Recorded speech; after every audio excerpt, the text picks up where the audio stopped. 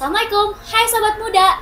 Selamat datang di episode perdana podcast SMP Muda. Kali ini kita kedatangan narasumber yang cantik, ramah, baik, pokoknya spesial banget.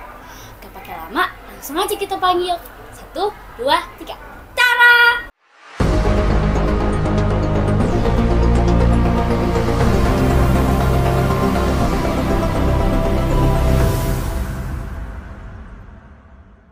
Hai Gania. Halo, Miss. Hai juga sobat muda.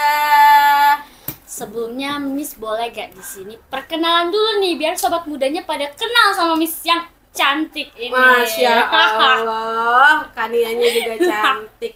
Oh iya, buat sobat muda yang belum kenal, perkenalin, nama saya Fatira Askanis Adila. Saya salah satu guru BK di SMP Muhammadiyah 2 Jakarta. Oke, salam kenal Miss Fatira. Ya, salam kenal semua. Langsung aja kita masuk ke tema untuk episode perdana ini. Bakal ada remaja dan rasa yang berisikan cerita cinta dan literasi emosi. Seru banget ya kayaknya tema kali ini ya. Seru banget Ini dong, Miss. kayaknya temanya berasal dari hati banget ya. Hati saya Iya dong. jadi malu. Oke sobat muda, tanpa berlama-lama langsung aja kita bahas tema untuk kali ini. Sudah pasti temanya tentang rasa, remaja, langsunglah tuh berhubungan sama cinta. Yang namanya cinta udah pasti bucin ya Miss. Dan aku mau langsung tanya sama Miss Fatira. Bucin tuh sebenarnya apa sih Miss? Juga diperbolehkan atau tidak? Oke, ini menarik banget ya pembahasan tema episode pertama ini. Dan pasti saya yakin sobat muda semua pasti pernah berhubungan sama tema kita. Coba saya mau tanya dulu nih sama Kania, pernah merasakan cinta atau enggak? Aduh pernah Miss. Aduh, pasti pernah ya. Nah, kalau bicara soal cinta pasti ada bucin. Tadi Kania nanya, bucin tuh apa sih?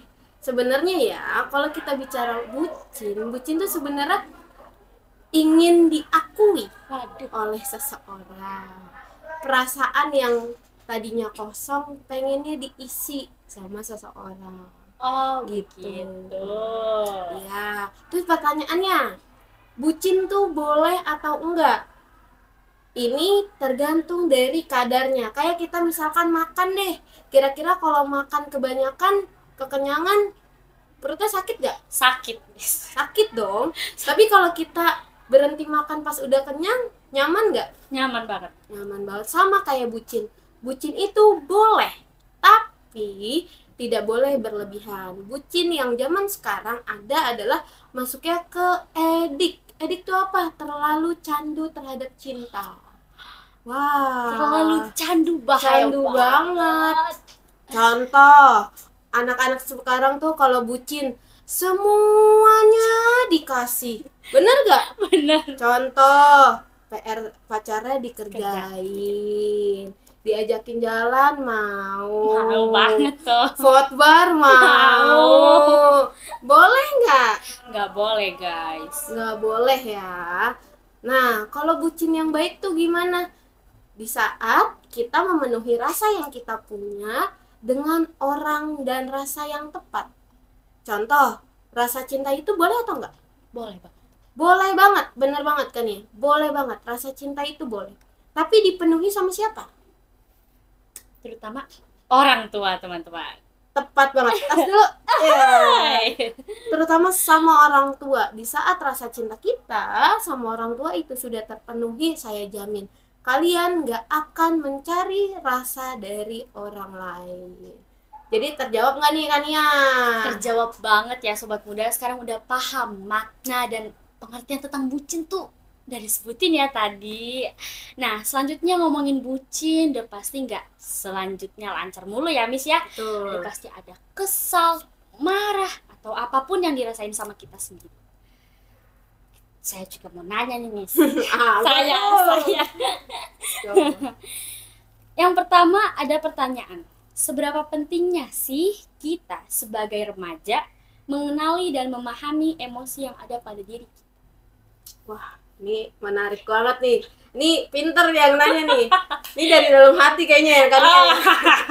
Nah, kalau misalkan bicara soal rasa, apakah remaja itu harus memahami emosi dan rasa yang dia punya?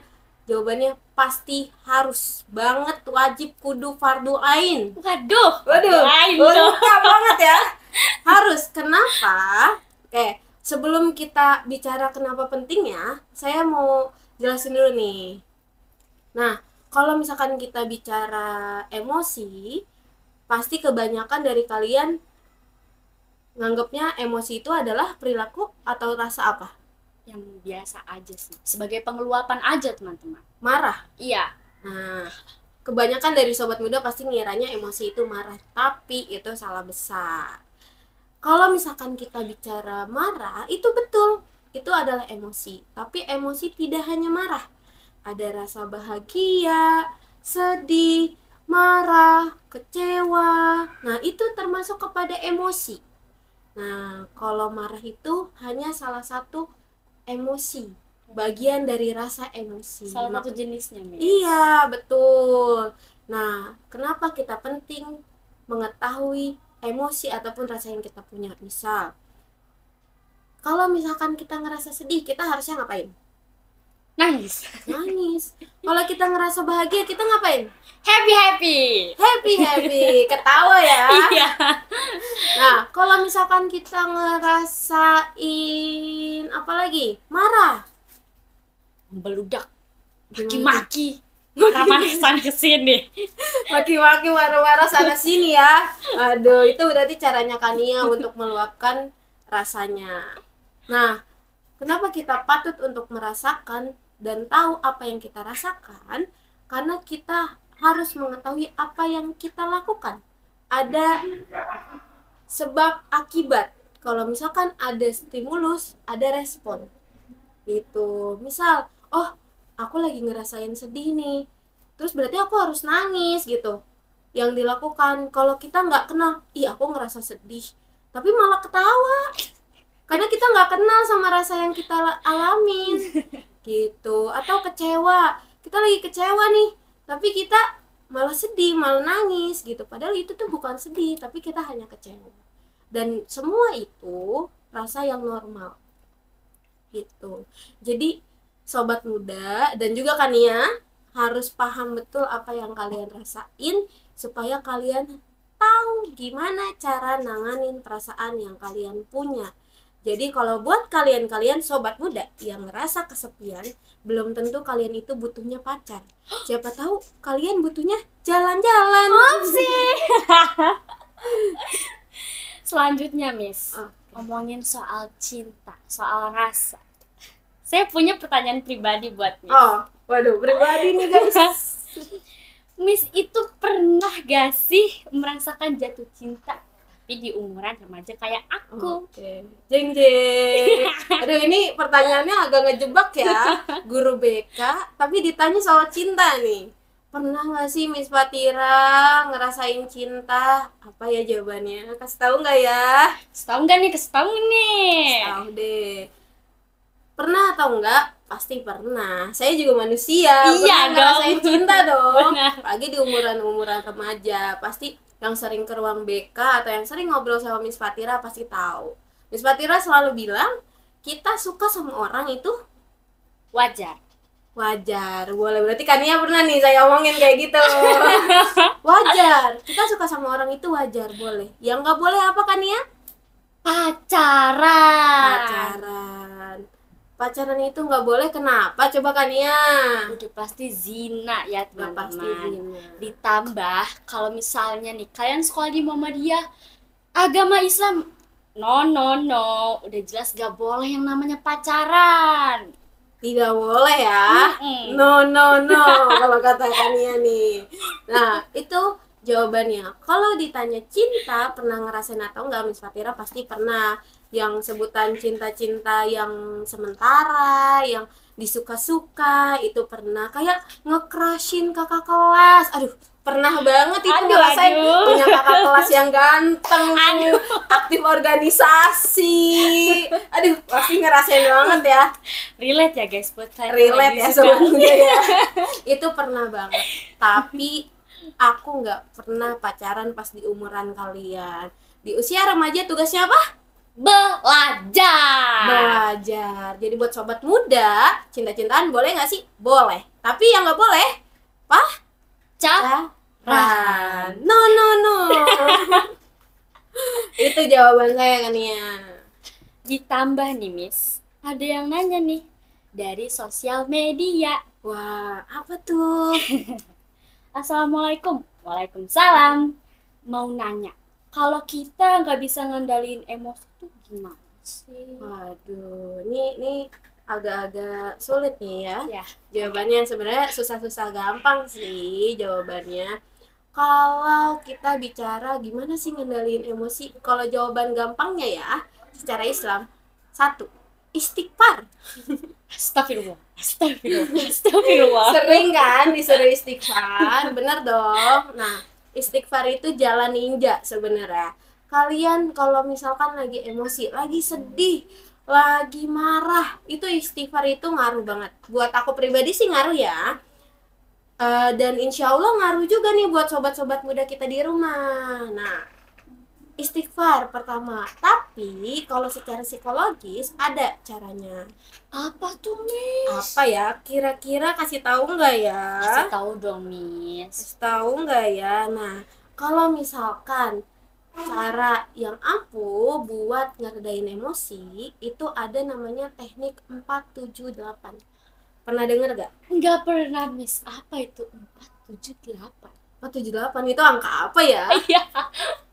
Oke, saya spill ya. 478 itu adalah teknik pernapasan untuk menenangkan diri. Itu dipopulerkan sama Dr. Andrew. Gitu. Itu dari mana sih, Miss? Gitu. Iya, Ada salah satu dokter dari luar negeri, dia itu melakukan riset, penelitian gimana sih cara bikin orang tenang gitu. Nah, itu juga bisa bikin relax. 478 itu apa? Pokoknya ingat, 478. Empatnya apa? Empatnya itu tarik nafas selama hitungan 4, 7-nya itu tahan nafas 7 hitungan, 8-nya itu dihembuskan lewat mulut gitu. Nah, itu bisa bikin tenang nih. Coba Kania, kita sama-sama peragain ya. Teknik pernafasan 478. Tarik nafas 1, 2, 3, 4, tahan 1, 2, 3, 4, 5, 6, 7, buang secara perlahan 1, 2, 3, 4, 5, 6, 7, 8. Gila, perasaannya Hasilnya gimana coba? mantap banget guys. Aku jadi ngerasa lebih rileks, lebih lega gitu. Nah, itu efek dari penerapan pernafasan 478. Makanya kalau misalkan buat kalian sobat muda yang pernah ketemu sama saya, pasti pernah saya suruh tarik nafas dulu pelan-pelan, tahan, keluarkan.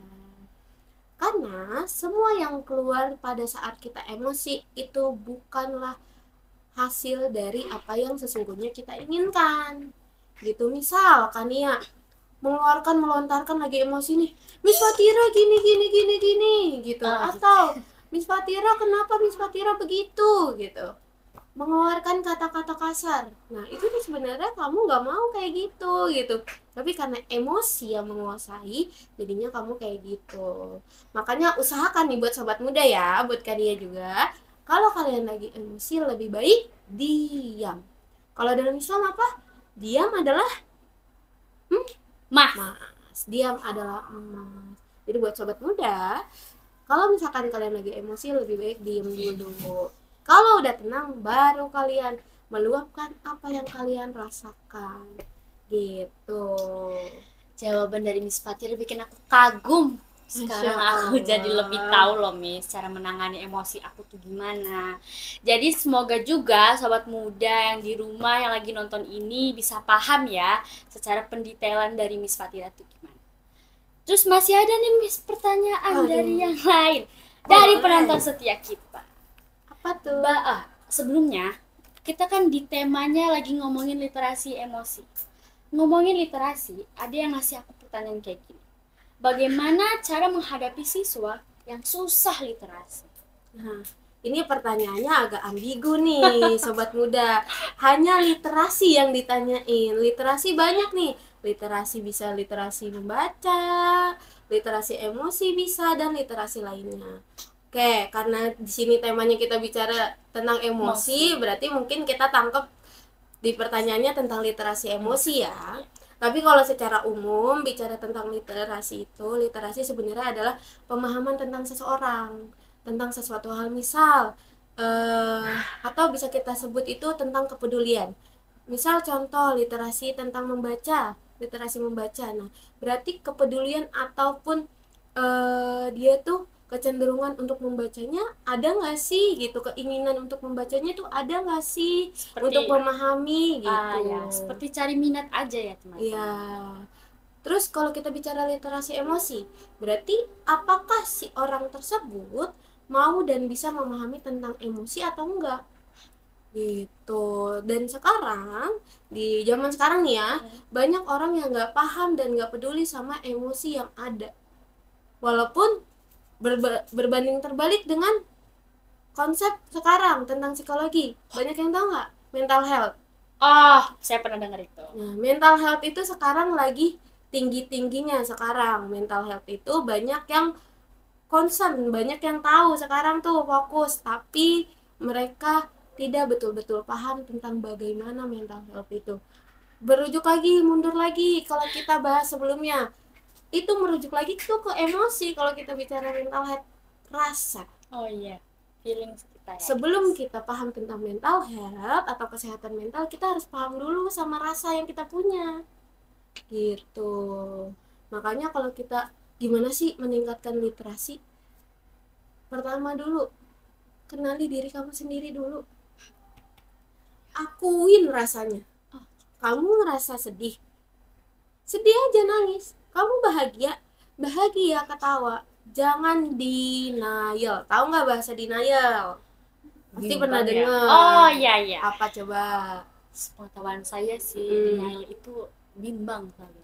Bimbang. Nah, kalau misalkan yang diketahui sama Kania bimbang. Kalau misalkan boleh saya jelasin, denial itu adalah tidak mengakui perasaan yang sesungguhnya ada. Jadi disembunyikan. Misal tadi yang Miss Fatira contohin tuh, kamu ngerasa sedih, tapi kamu malah ketawa. Atau kamu lagi pacaran nih, tapi pacarannya toksik gitu. Misal kamu dipukul, tapi kalau teman kamu nasihatin, kamu kenapa sih mau sama dia, kamu kenapa sih, dia tuh kasar banget sama kamu. Terus tapi kamu bilangnya gini, ih kamu kok gitu sih, jahat sama aku. Kamu ngomong ke sahabat kamu nih, dia itu nggak jahat sama aku, itu bentuk cintanya dia sama aku. Itu denial. Itu salah banget. Pernah ya? Enggak dong. Enggak.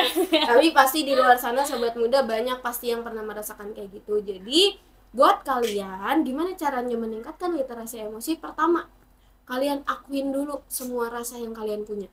Setelah itu baru kalian cari tahu gimana caranya meluapkan rasa yang kalian punya tersebut. Karena setiap orang caranya beda-beda. Sama kayak healing. Healing orang beda-beda nggak? Coba Kania healingnya apa? Saya paling suka main ke pantai. Kania suka banget main ke pantai. Kalau Miss Fatira beda. Miss Fatira healingnya kalau nggak lari, berenang. Berenang juga bagus banget. Buat kalian juga nih sobat muda, kalau mau tinggi berenang. Itu paling jawaban dari saya Kania. Jawaban yang sangat amat keren sobat muda. Kebetulan kita sudah sampai nih di penghujung podcast. Pertanyaan udah habis. Besok-besok kalian tambahin lagi ya pertanyaannya biar lebih panjang durasinya. Jadi Miss Fatira, apa yang mau ditambahin lagi? Ada nggak ya? Ada lah pasti Miss. Ada, pasti ada. Oke, buat sobat muda, pembahasan kita hari ini tuh menarik banget dan saya yakin pasti kalian akan relate. Jadi jangan lupa ditonton podcast ini. Terus buat pesan saya, buat closingnya, kenali rasa kalian baik-baik, baru kalian ungkapkan. Pertama, kedua, jangan takut mengungkapkan rasa kalian ke orang yang tepat. Contohnya siapa?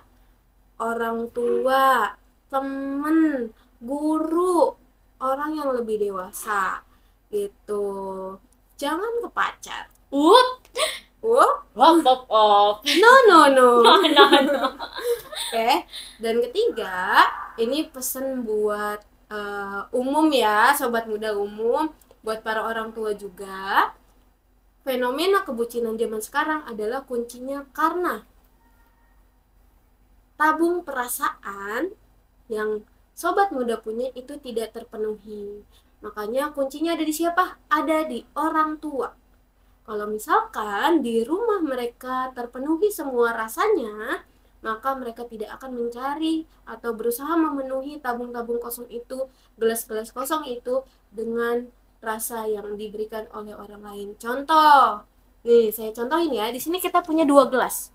Ini gelasnya satu kosong ya, hanya gimmick ya. Ini yang satu ada isinya. Nih nggak perlu saya contohin ya, karena nanti tumpah. Ini ada isinya yang satu. Kita umpamakan anak lahir itu sebagai gelas kosong ini. Jadi yang harus mengisi adalah orang tua. Dia harus merasakan rasa cinta, rasa kasih, rasa sedih itu dari orang tua, rasa kecewa pertama kali pasti dari orang tua, dan lain sebagainya. Tapi di saat gelas ini tidak terpenuhi, maka mau tidak mau dia akan mencari dari orang lain.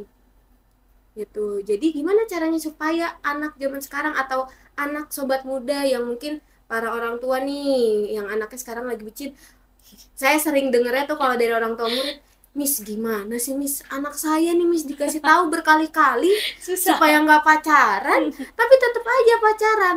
Pertanyaannya bukan di anaknya ayah bunda, tapi pertanyaannya di ayah bunda. Apakah ayah bunda sudah memenuhi gelas yang sudah ada di anak ayah bunda? Jadi mari kita mulai dari rumah kita masing-masing, penuhi gelas-gelas rasa yang anak-anak kita punya, dan semoga sobat-sobat muda bisa lebih bijaksana meluapkan dan merasakan apa yang sobat-sobat muda rasakan. Itu. Wow, jadi banyak banget ya pelajaran di episode perdana ini. Saya jadi bisa lebih banyak belajar deh, Miss. Iya, pasti dong. Gak kerasa ya ampun. Kita udah bincang-bincang lama, udah ngambil banyak pelajaran, udah dapat banyak contoh-contoh. Tapi sayangnya kita sudah selesai, Miss. Sedih nih, makanya nih harus tunggu podcast selanjutnya nih, jangan sampai ketinggalan. Tungguin di episode selanjutnya ya teman-teman. Sekian dari aku dan Miss Fatira. Wassalamualaikum. Bye-bye.